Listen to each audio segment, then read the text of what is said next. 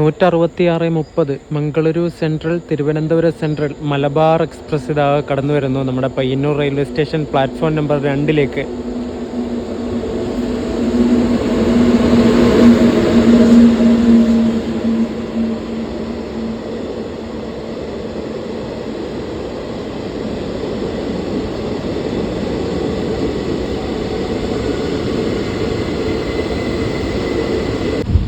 ലാലാഗുഡ loco ഷെഡിൻ്റെ 393/60 number WP7 ആയിരുന്നു Malabar എക്സ്പ്രസിൻ്റെ loco.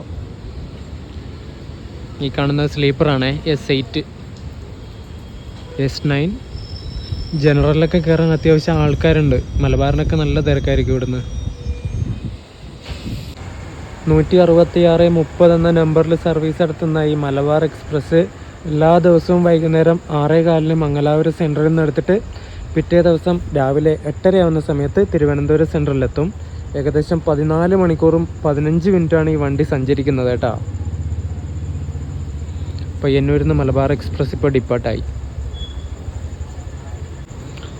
General കണ്ടോ, സ്റ്റാൻഡിങ് ആയി ഇവിടുന്ന് തന്നെ. ഇനി കണ്ണൂർ കോഴിക്കോടൊക്കെ ആവുന്ന സമയത്ത് ഇത് മൊത്തം നിറയും.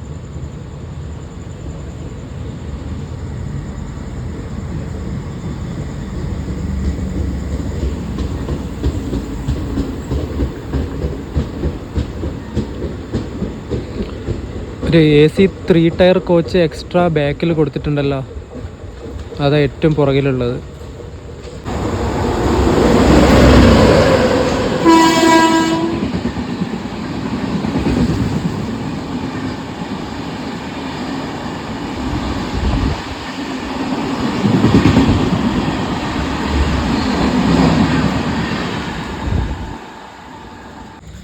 ഇപ്പോൾ പയ്യന്നൂർ സ്കിപ്പ് അടിച്ചിട്ട് പോയ വണ്ടി 226/30 നമ്പർ തിരുനെൽവേലി ജംഗ്ഷന്ന് മുംബൈയിലെ ദാദർ സെൻട്രലിലേക്ക് വന്നൊരു സൂപ്പർ ഫാസ്റ്റ് എക്സ്പ്രസ് ആണേ.